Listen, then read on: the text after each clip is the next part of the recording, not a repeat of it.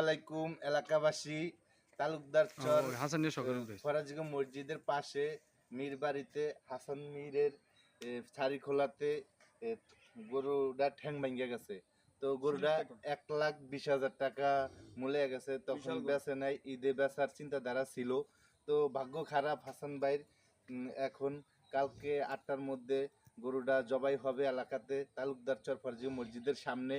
তো প্রতি কেজি গরুর গোশতের দাম মাত্র 700 টাকা। আপনাদের যদি প্রয়োজন হয় তাহলে কালকে সকাল 8টার মধ্যে আসবেন।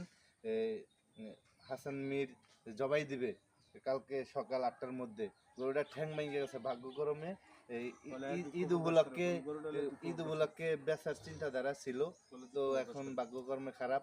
ঠিক আছে, দুঃখ প্রকাশ করতেছে। এখন সবাই ভালো থাকবেন, 8টার মধ্যে আসবেন। প্রতি কেজি 700 টাকা।